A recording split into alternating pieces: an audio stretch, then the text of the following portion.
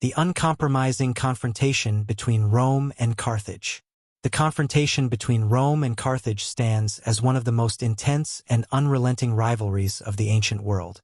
Over a span of more than a century, 264 to 146 BCE, these two great powers of the Mediterranean fought three brutal wars, known collectively as the Punic Wars, that reshaped the political landscape of the ancient world and ultimately sealed the fate of Carthage.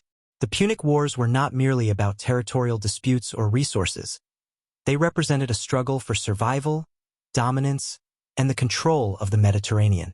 Each war escalated in intensity, reflecting the growing ambitions and insecurities of both powers, culminating in the complete destruction of Carthage by Rome in 146 BCE.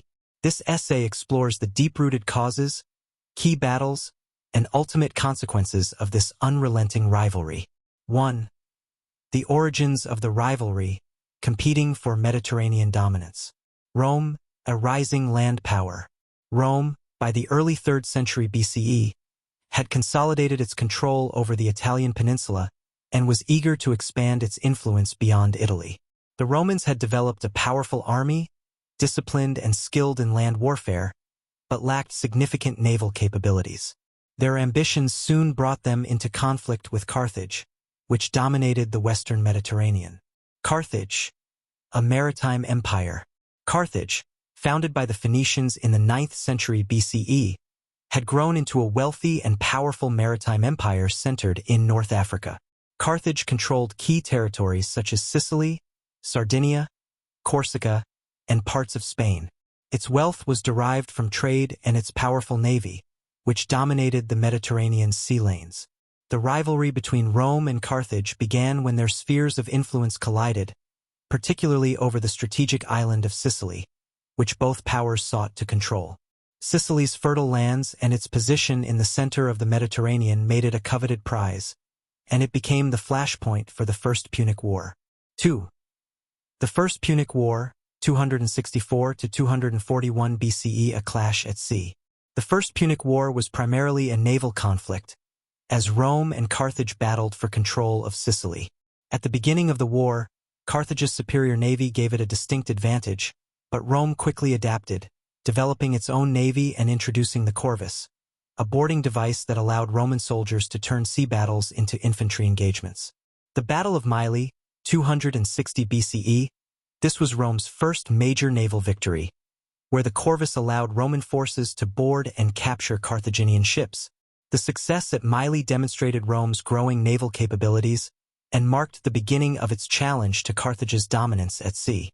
The Battle of the Aegates Islands, 241 BCE, the final naval battle of the war. This Roman victory forced Carthage to sue for peace. Carthage lost Sicily, had to pay a massive war indemnity, and saw its influence in the Mediterranean severely diminished. The First Punic War was a pivotal moment in the rivalry, marking Rome's emergence as a major Mediterranean power and signaling the beginning of Carthage's decline. 3. The Second Punic War, 218 to 201 BCE, Hannibal's campaign of vengeance. The Second Punic War is the most famous of the three, largely due to the military genius of Hannibal Barca, one of history's greatest commanders. After the humiliation of the First Punic War, Carthage sought revenge, and Hannibal, the son of Hamilcar Barca, took up the cause of destroying Rome. Hannibal's invasion of Italy. Hannibal's strategy was audacious. Instead of confronting Rome directly in Sicily or North Africa, he decided to invade Italy by crossing the Alps. In 218 BCE, Hannibal led an army of 50,000 soldiers, 9,000 cavalry, and 37 war elephants across the treacherous mountain range.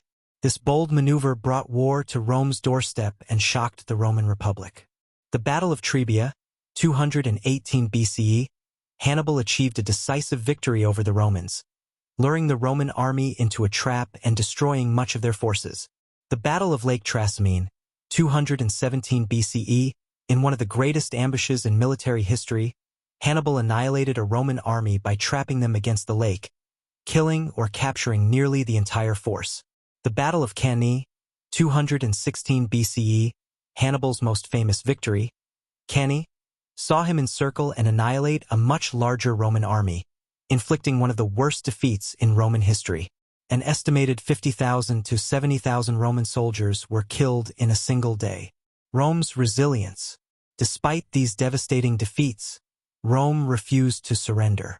The Roman Senate adopted the Fabian strategy, named after Quintus Fabius Maximus, which involved avoiding direct engagements with Hannibal and focusing on attrition, wearing down his forces while cutting off his supply lines. This strategy, though initially unpopular, allowed Rome to recover and eventually take the offensive. The invasion of Spain. Roman forces under Scipio Africanus successfully attacked Carthage's holdings in Spain, cutting off Hannibal's main source of reinforcements. The invasion of North Africa. In 204 BCE, Scipio launched an invasion of North Africa, forcing Carthage to recall Hannibal from Italy to defend the city. This maneuver led to the Battle of Zama, 202 BCE, where Scipio decisively defeated Hannibal, ending the Second Punic War. The war ended with Carthage's surrender. Carthage was forced to give up its navy, cede its territories in Spain, and pay a crippling indemnity to Rome. Though Carthage survived, it was no longer a significant military power, and Rome emerged as the dominant force in the Western Mediterranean. 4. The Third Punic War, 149 to 146 BCE, the final destruction of Carthage. Even after the Second Punic War, tensions between Rome and Carthage remained. Although weakened, Carthage managed to recover economically, which alarmed the Roman Senate. Some Roman leaders, particularly Cato the Elder, pushed for Carthage's complete destruction.